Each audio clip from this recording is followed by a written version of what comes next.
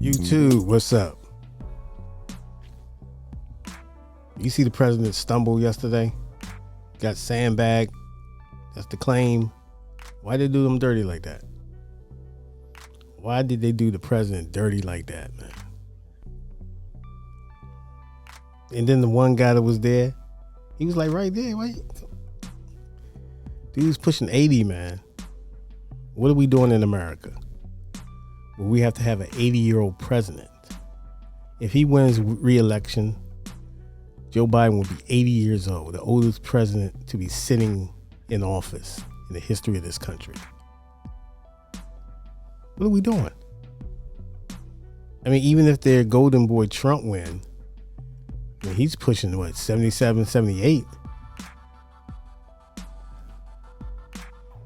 I thought we were learning something from the Obama. Obama was like, what, in his 40s? I thought we were trending, younger president, in their age range, 45 to 50, you know what I mean? Or younger, depending what they bring to the table. But we're dealing with a old man who's been in Congress forever and in, civil servant or servant of the people, as they like to say. And he's stumbling and bumbling on stages, falling up the steps, falling down the steps. And I'm not trying to be funny, excuse my candor, but I got to call it for what I got to call it. I got to be honest. It's not a good look for America. But that's neither here or there. I'm just asking, did you see him stumble? Like he tripped or something? They said it was a sandbag or whatever. Why would you have a sandbag up there? I know it was the Air Force graduation, but I don't know. But the guy right there with him, like, they gave that half effort, like, come on, bro. Come on, man. Come on, it's your president stumbling. What if he hit his head? I saw him today as he got off I guess he was coming back home, coming back to the White House. And the press corps was out there. And I think faintly heard one reporter, I think she was a female, who mentioned, "Are you okay?" Yelled to him, asking him, is he okay? And, you couldn't really hear the background noise or whatever. The audio wasn't that great, but he was saying, I guess he was, acknowledging that he's okay, everything is good. Then he gave a little skippity skip dance or whatever. I'm like, and he's looking awfully thin. And I'm like, you look frail, bro.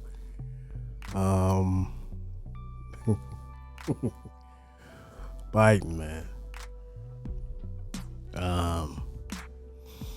I don't know, man. What are we doing? The question still remains, is asked. What are we doing that we have to have an 80-year-old as the president of the United States, man? That's a kind of like a friend of mine was saying, that's kind of like a disrespect to the youth. Like, who's stepping up? Who's willing to take the chance? Everybody's willing to like ride on each other's coattails and get a check or whatever. Or who's really want to challenge and go about challenging him? He needs a challenger in that Democratic Party. He needs a challenger. Who's going to challenge him? Who's willing to step up and buck the trend and just say, look, man, come on, I can't do it, man. We need someone energetic, some charisma, but I guess we don't have anyone. Well, they don't have anyone in the Democratic Party that fits that mold, or at least is right now who's willing to oppose Biden in the next general election. So, and then I'm hearing reports he's not even hitting the campaign trail. He's just being the president. He's just saying, okay, what I'm doing is enough. You see what I'm doing? And I'm like, okay, if that's how you're going to carry it, carry it. I'm not mad at you, but still, where's the challengers at? You can forget about it over on the other side of the Republican Party. DeSantis, Trump, Nikki Harris or whatever, Tim Scott. I'm assuming maybe Doug Christie might jump in the race. I don't know. But the Republican Party is just in shambles to me. Their policy and where they're going and the way their governors, and look at the governor in Texas, DeSantis, and all the banning of books and arresting people for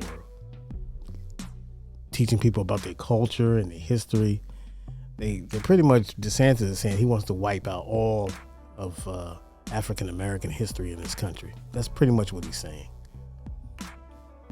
And I find that to be reprehensible. Yeah. Reprehensible.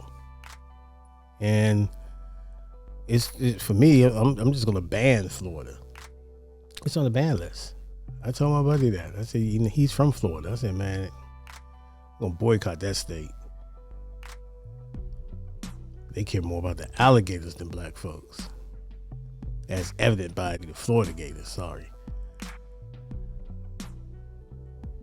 You give the alligators more of a leeway than you give black people. You know what I'm saying? Let's think about it, bro. It is crazy out there in the streets, man. In those political streets. But Biden, man, dude right there with Biden, you letting the man stumble. You letting your president stumble like that. You're looking bad. He needs a challenger. What if he broke his hip? Then what? Man, I got my odds. I'm at odds with Biden anyway. That $70 billion he gave to Ukraine. We could use that money over here, don't you think? $70 billion. But we can't get our reparations as black folks.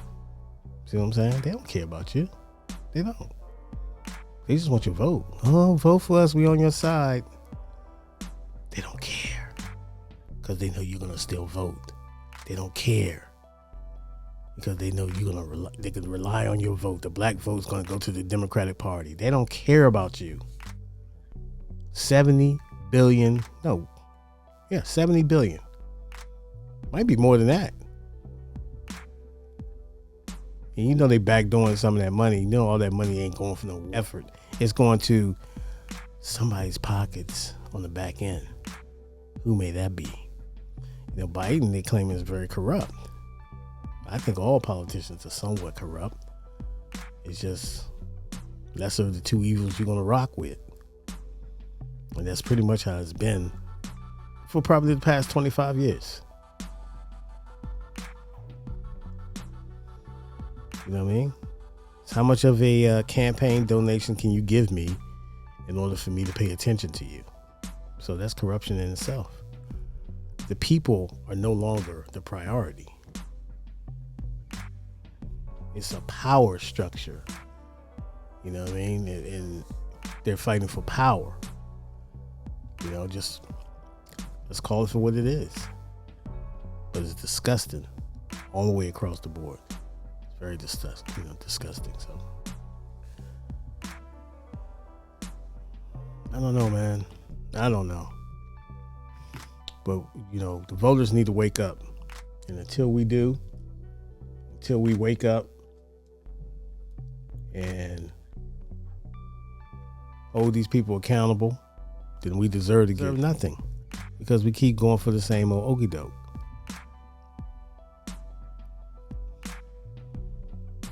What else are we doing? We got an 80-year-old president who keeps tumbling and bumbling on stages and up airports and up the staircases of airports and down the staircase of airports. He's constantly tumbling and stumbling. What are we doing? We need youth, man. We need someone energetic. We need someone who has some fire up in them. Or anyone that's going to look out for us. And I don't want to hear, I'm the president of all America. We know that. You better look out for us. Look out for us. That's how we going right now. That's how I'm going. You want to talk to me about politics? Politics. If you're not doing anything for me, I'm off you. I'm on to someone else who's trying to build a bridge with the community and actually try to help the people in the community instead of just having photo ops and stumbling on stages and all that type of stuff. That's just where I'm at with it, man. I hate to be I'm not doom and gloom. I'm just saying they just be lying for votes. What has Biden done? Mr. If you're not black if you don't vote for him. Biden. What has he done?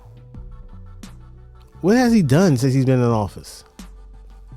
Besides all that trivial or whatever. You know what I mean? What has he done for the African Americans who got him in office? Who saved them in South Carolina? What has he done for that people? What has he done for the people? Nothing. It's disgusting. Peace and love, everyone. I'm out.